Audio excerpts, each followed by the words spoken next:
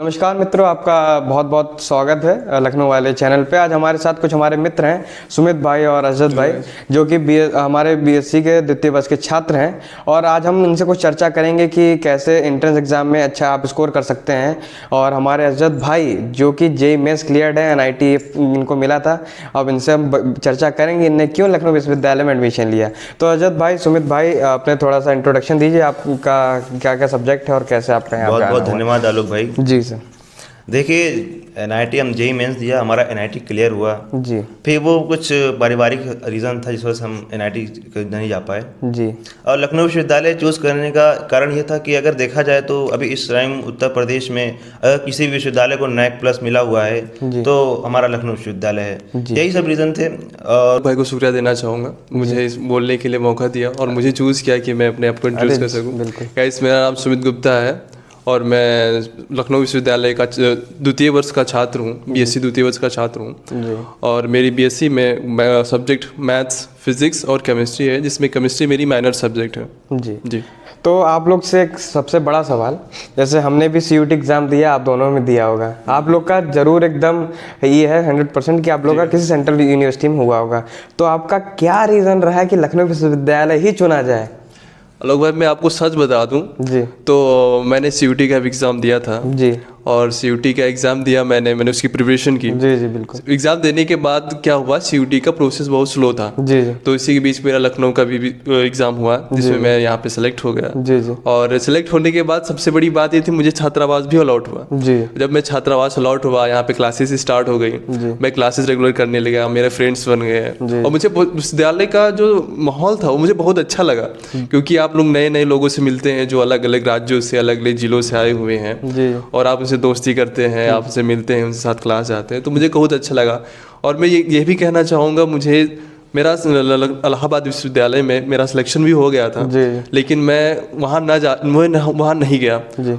और इसका मुझे कोई अफसोस नहीं है कि मैं वहाँ नहीं गया। इसको थोड़ा फिर से रिटेक करता हूँ। क्यों नहीं, ठीक है, बढ़िया। नहीं, आपको दिखाना चाहेंगे हम कि बीएससी वाले वाकई में पढ़ने में तो जो होता है। हमारा बैकग्राउंड देख सकते हैं कि लैपटॉप टॉप भाई रखा पड़ा है। तो आपको बता दें, हम अभी हबीबुल्लाह छात्रावास में उपस्थित हैं और हमारे अजद भाई जो हमारे पुराने छात्रावास, सुभाष छात्रावास थे, हमारी ये क्या पड़ोसी थे, हमारी बहुत अच्छी मित्रता है इनसे। और अजद भाई, हमें आप ये बताइए कि बीएससी एंट्रेंस एग्ज़ाम में जो हमारे जूनियर्स आएंगे उनको एक बहुत ही सिंपल ट्रिक बताइए, टिप दीजिए कि क्या बहुत ही स्पेसिफिक पढ़ें और बहुत ही अच्छी रैंक गेन करें और उनको छात्रावास मिले और अच्छे अच्छे सब्जेक्ट मिले। थोड़ा सा बताइए। देखिए, लखनऊ यूनिवर्सिटी का जो एंट्रेंस एग्ज़ाम है जी, ये अगर हम इसको किसी कैटेगरी में रखना चाहें तो इसे हम रखेंगे इजी और मॉडरेट के बीच में रखेंगे। देखिए, अगर हम इसके वो क्वांटिटेटिव बात करें तो इसमें 100 क्वेश्चन होते हैं, इसमें से 25 फिजिक्स के, 25 केमिस्ट्री के और 25 मैथ के, और जो 25 होते हैं वो कंप्यूटर साइंस के। हमें ये बताइए कि जो हमारे जूनियर्स आएंगे तो उनको कैसे एक स्पेसिफिक चीज़ पढ़नी है, मतलब एक शॉर्ट हैंड पढ़ना है कि हाँ बस ये पढ़ लिया जाए और हम अच्छी से रैंक पा सकें, हमारा छात्रावास मतलब हमको अलॉट हो जाए और हम अच्छे से सब्जेक्ट जो हम चाह रहे हैं वो हमको मिले। थोड़ा सा आप बताइए। देखिए, अगर लखनऊ विश्वविद्यालय के एंट्रेंस की बात करें जी, तो ये बहुत ही ज़्यादा आप कहें कि बहुत ही कठिन होता होगा, ऐसा होता होगा, नहीं, बहुत ही इजी पेपर आता है, मॉडरेट कर सकते हैं आप उसे। जैसे अगर आप जैसे 12th में अभी तैयारी कर रहे होंगे, आप 12th में बोर्ड की तैयारी करेंगे, अभी तो एग्ज़ाम भी शायद होने वाले हैं जी जी।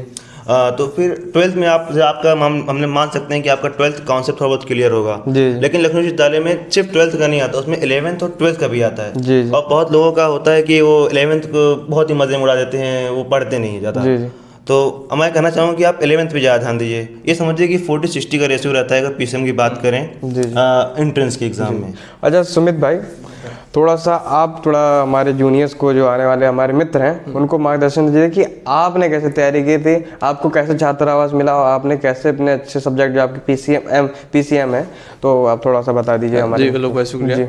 मैं बताइए, पहले ही आपको ये जानना होगा कि ये जो एग्ज़ाम होता है उसमें 100 क्वेश्चन पूछे जाते हैं जी। जिसमें 50-40-10 का रेशियो होता है, जिसमें आपका 50 क्लास 12th का पूछा जाता है, 40 आपका क्लास 11th का और 10 क्वेश्चन आपके कंप्यूटर के होते हैं, जो कंप्यूटर में बहुत बेसिक सारे क्वेश्चन पूछे जाते हैं, जैसे कंप्यूटर क्या है, कंप्यूटर के टाइप्स क्या हैं जी, ऐसे ही। और जिसमें आपको जो 11th और 12th में तो मैं सबसे अच्छा मानता हूँ कि अगर आपको यूनिवर्सिटी का एग्ज़ाम क्लियर करना है तो आप सिर्फ एनसीईआरटी पढ़िए। जी जी। आपने जो बोर्ड्स में आप अधिकतर बोर्ड्स में एनसीईआरटी ही चलता है, जी जी। तो आप अपना एनसीईआरटी पढ़िए। और जैसे मैथ्स हो गया, मैथ्स में आप लोगों ने जैसे बोर्ड की प्रिपरेशन की होगी, जी जी। जैसे 12th में क्या होता है कि हम लोग अपना पूरा सिलेबस जो रिवाइंड करके आते हैं, जैसे अक्षत भाई ने बताया जी जी। कि आपको वो सारी कॉन्सेप्ट अच्छे से क्लियर होते हैं जी।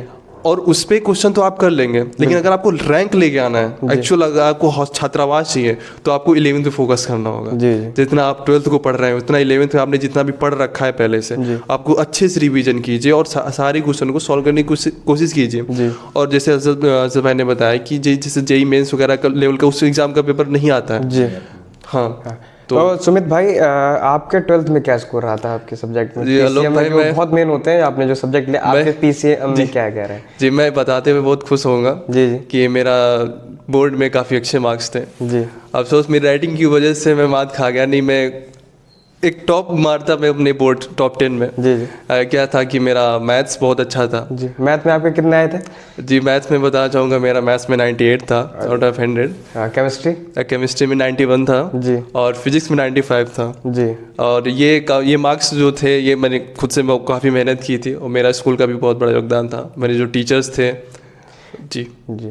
आप देख सकते हैं कि वाकई में बीएससी वाले, फिर से हम कहना चाहेंगे बीएससी वाले वाकई में पढ़ने वाले होते हैं। और आलोक भाई मैं ये भी बताना चाहूँगा कि मैंने यूनिवर्सिटी के लिए कोई इंडिविजुअल बुक नहीं यूज़ किया। जी। मैंने अपने सारे कॉन्सेप्ट्स अपनी बुक से जो एनसीईआरटी में जो पढ़ रहा था, मैंने उसी का अच्छे से रिवीजन किया। बस मैंने कंप्यूटर के लिए मैंने एक सीयूटी के लिए बुक ली थी जिसमें एक कंप्यूटर सेक्शन था और वो बालाजी की बुक थी। जी।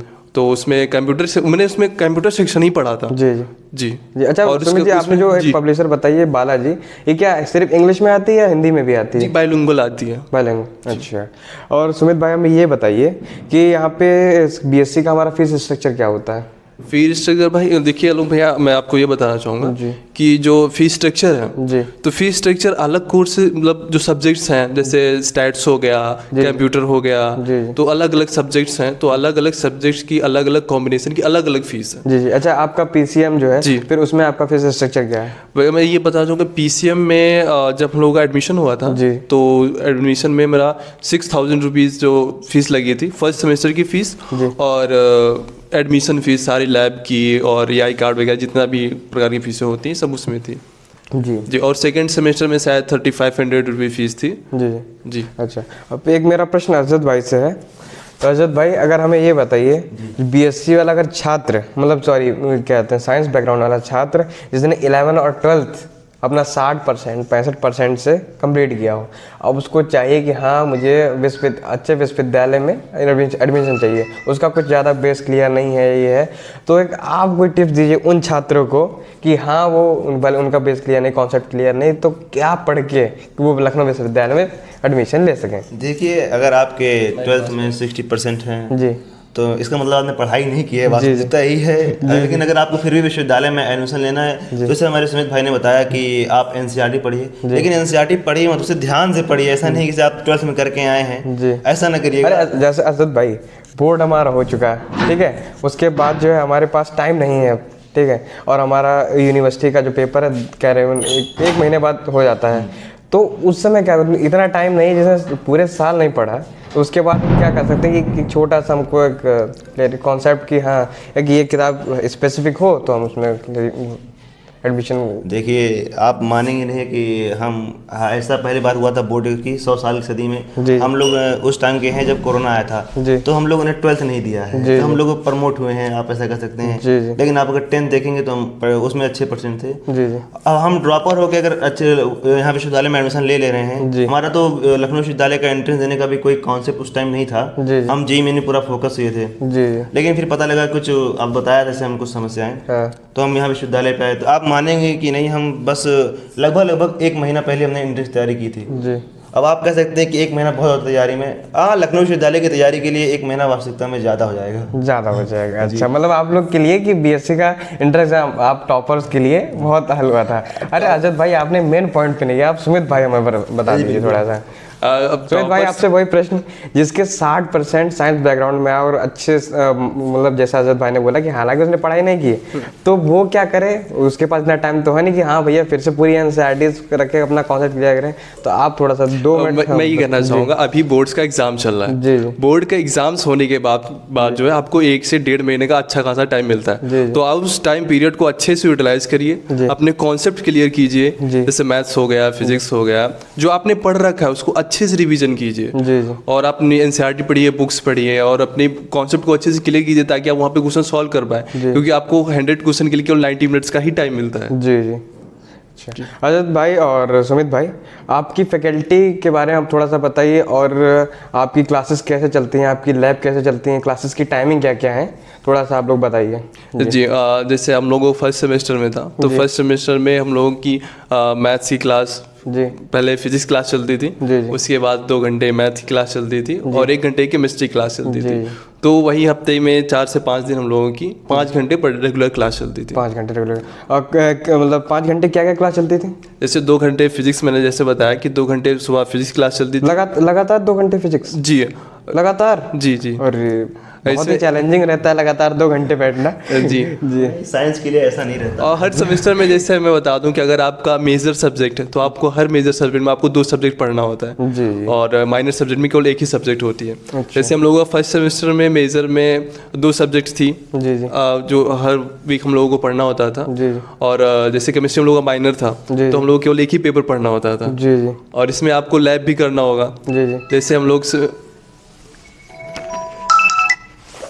जी हाँ जी, तो जैसे आपको लैब भी करना होता है सेकेंड सेमेस्टर में आपको जो मेजर सब्जेक्ट होती है, जैसे फिजिक्स हुआ, तो फिजिक्स में हम लोगों की 1 थ्योरी क्लास चलती थी, 1 लैब चलती थी। और मैं ये बताना चाहूँगा विश्वविद्यालय में सबसे अच्छी बात है यहाँ पे लैब बहुत अच्छी चलती है। आपको सारे ऑपरेटर्स उपलब्ध होंगे, बताने के लिए प्रोफेसर उपलब्ध होंगे और आपको करने में आपको इंटरेस्ट आएगा, आप उसे सीखेंगे। आपने जो थ्योरी में पढ़ रखा है पहले से, आप उसको एक्चुअल करेंगे, उसको परफॉर्म करेंगे। जैसे हम लोगों ने यंग मॉडुलस पढ़ा हुआ है, सरफेस टेंशन पढ़ा हुआ है, डिफ्रैक्शन पढ़ रखा है, तो उसका यूज़ क्या होता है एक्चुअली।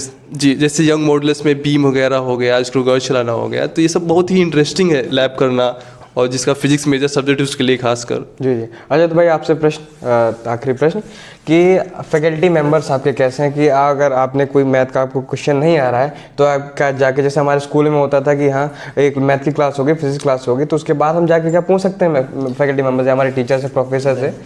जी पूछ तो बिल्कुल सकते हैं। आप क्लास में आपको कोई कॉन्सेप्ट समझ नहीं है, आप वहाँ अपने जगह पर खड़े होकर पूछ सकते हैं। जी। और वैसे अगर पूछा जाए तो फिर आप, उनका कैबिन होता है, आप उनका वो अलाउ करते हैं कि आप उनके कैबिन में जाके पूछ सकते हैं। जी। वैसे अभी शायद हम लोग 4th सेमेस्टर में है, तो एक दिन ट्यूटोरियल क्लास होती है, उस दिन आपके पास जो डाउट होते हैं कि हमको एक क्वेश्चन नहीं आ रहा है या हमारा एक कॉन्सेप्ट क्लियर नहीं, आप सर के कैबिन में जाइए और आपको अच्छे से बताएंगे। अच्छा मित्रों, एक आखिरी चीज़ हम आपको बताना चाहेंगे, जैसे आप बीएससी में और बीए में, अब जैसे हमारा एनईपी आ गया है, तो एक पीसीएम जैसे हमारे अजद और सुमित भाई के पास है, एक को करिकुलर और वोकेशनल कोर्स आता है। तो सुमित भाई थोड़ा सा बताइए कि वोकेशनल और को करिकुलर में क्या अंतर होता है, क्या लेना पड़ता है, क्यों लेना पड़ता है, किस लिए आया है? जी लोग भाई, ये बताना चाहूँगा, जो को करिकुलर वोकेशनल दोनों डिफरेंट होते हैं। को करिकुलर आपको ऑड सेमेस्टर में पढ़ना होता है और इवन सेमेस्टर में वो वोकेशनल होता है। आप ऑड और इवन का थोड़ा सा बता दीजिए। ऑड इवन में जैसे आपका फर्स्ट सेमेस्टर हुआ, 3rd सेमेस्टर हुआ, 5th सेमेस्टर हुआ, तो ये आपके ऑड में आ गए। सेकंड में करना क्या होता है? ऑड सेमेस्टर्स होते हैं, उसमें आपको जैसे को करिकुलर सब्जेक्ट होता है, तो को करिकुलर सब्जेक्ट आप कुछ सब्जेक्ट की लिस्ट होती है, जैसे इसमें एलिमेंट्री मैथमेटिक्स हो गया, आप फिजिक्स डिपार्टमेंट में कुछ होती है सब्जेक्ट होती है, जिसमें सोलर होता है, ऑप्टिक्स वगैरह होता है, तो आप उस पे सब्जेक्ट आपको एक चूज करना होता है। और में सबसे अच्छी बात ये होती है, इसका कोई थ्योरी एग्जाम नहीं होता है, इसमें आपको 100 क्वेश्चन पूछे जाते हैं। 100 में से आपको 75 आपको मतलब टिक लगाना रहता है, एमसीक्यू बेस्ड होता है। जी 75 आपको अटेम्प्ट करना होता है आउट ऑफ 100। जी। तो मित्रों, आज का यही हमारा, आपसे हम विदा लेते हैं। ये हमारा संवाद रहा हमारे अजद और सुमित भाई से। और अगर आपका कोई भी प्रश्न रहता है बीएससी के एंट्रेंस एग्जाम से, और क्या हमें आपको कुछ पूछना है तो हमारे कमेंट बॉक्स में कमेंट करिएगा। हम फिर से अजद और सुमित भाई के साथ मिलेंगे। चलिए, शुक्रिया, धन्यवाद।